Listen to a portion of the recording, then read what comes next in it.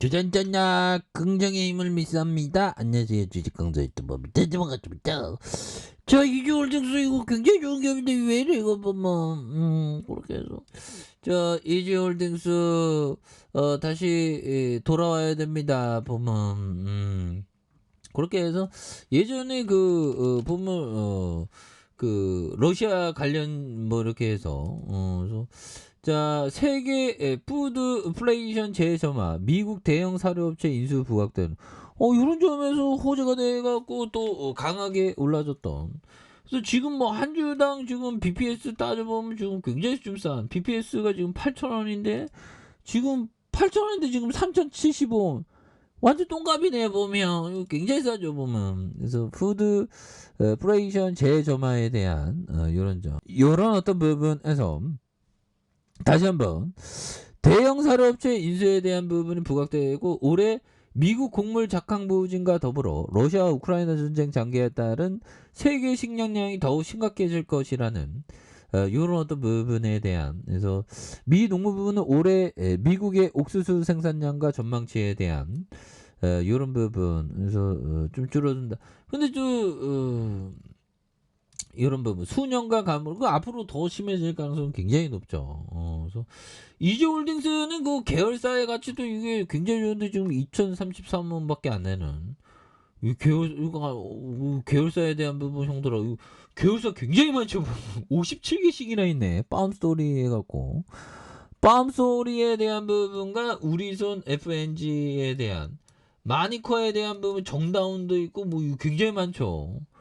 그런데 지금 그 지주회사 이게 여러 가지가 있는데 지금 굉장히 어떤 주가가 싼 이런 어떤 점은 정말 어떤 뭐 굉장히 좀 그렇죠 보면.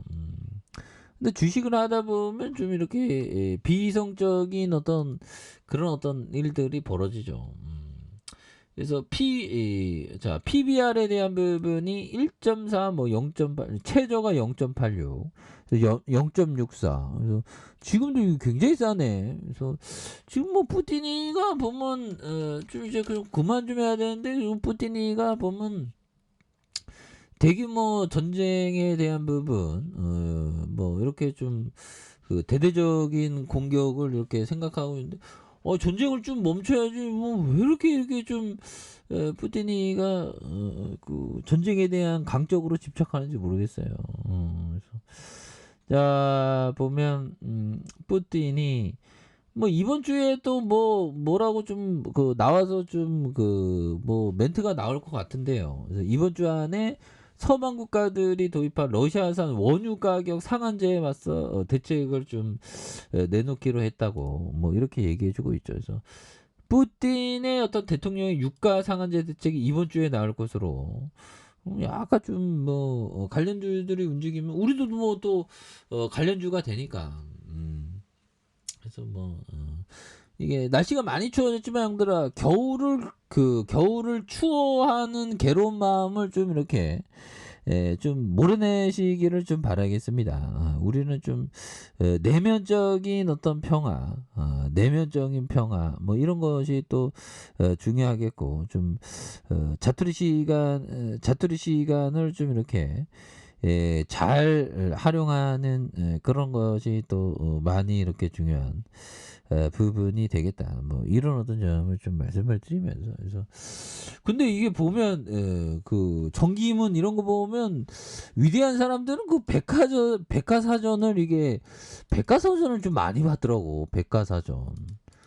그래서 빌 게이츠 형도 백과사전 많이 봤다고 뭐 아무튼 대단하죠 뭐. 그래서 푸틴이 대통령 유가 상한제 대책이 이번 주에 나올 것으로 보여져요. 그래서 대책이 나온 지 즉시 말씀드릴 것이다. 그래서 유럽연합 EU와 주요 7개국 G7, 호주, 우크라이나의 침공한 러시아의 전쟁 자금 조달을 어렵게 하기 위해서 러시아산 원유에 대한 가격 상한제에 대한 부분. 그래서 국가는 배럴당 60달러 넘는 가격의 수준에는 러시아 원유에 대한 부분, 보험과 운송에 대한 부분, 이런 부분. 굉장하겠네요, 보면. 그렇게 해서 야 어떻게 이렇게 싸질 수가 있냐 보면. 그래서 6,544만 원, 7,216원, 8,129억 원, 6,062억 원,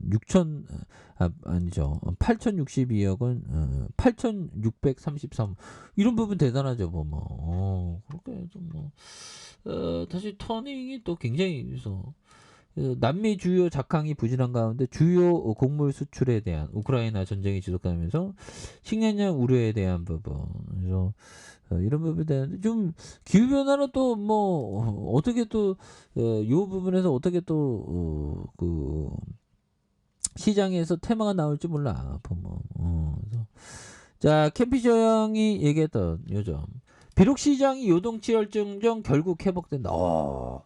그러니까 피터 리치 형도 그렇고 짤리먼거 형도 캠피셔 형도 앙드레 코스토라니 형도이고 결국에는 시장이 어쩌고저쩌고 떠들어도 결국 정고점은 도파죠. 지금까지 그렇게 되어 왔죠. 월스트리트도 그렇고 그래서 인간의 창의성은 계속된다. 어떻게 보면 인간의 욕망은 계속되는 부분도 있죠. 그래서 우리는 사건 원인 결과 심지어는 기분까지도 있는다. 그렇죠. 우리는 망각을 하죠. 주식시장은 계속 똑같은 연극이 반복되는 그런 게 바로 주식시장이죠. 그래서 인류는 고통을 빨리 있도록 진화했다. 기억하지 못하면 아무리 점을 많이 발견해도 손으로 연결할 수 없다. 그래서 결국에는 좀 이렇게 좀 과거를 과거를 잊으면 안 되는 그런 어떤 부분. 그리고 자 보면 요런 점.